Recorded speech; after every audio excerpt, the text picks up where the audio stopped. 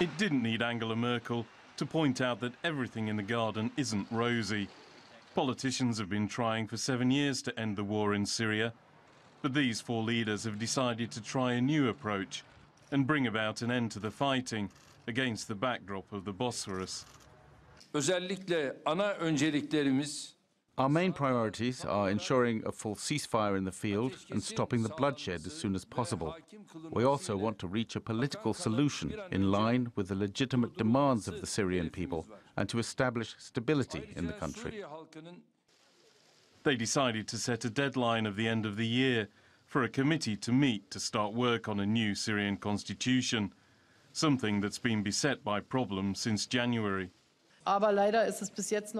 Unfortunately, there has not been a meeting of the Constitutional Committee, but this is necessary so that the political process, at the end of which elections must be held, free elections to which all Syrians have access, including those in the diaspora, can get off the ground at all. They also agreed to work for a lasting ceasefire in Syria, and in particular in Idlib, where a demilitarized zone has just been set up, brokered by Turkey and Russia. But Moscow says it will still help the Assad regime against what it calls radical elements.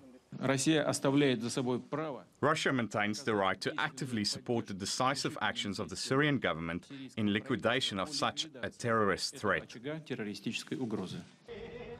They also committed to ensuring quick and efficient access for aid and to create the conditions for refugees to safely return. In Syria, there are two wars, the fight against terrorists that we are all in, and the second is the regime fighting against its opponents, and this is causing millions of refugees. This can't continue. Finally, they sat down to dinner, four disparate leaders looking ahead to a new future for Syria, with a slightly tentative toast from Germany and Russia.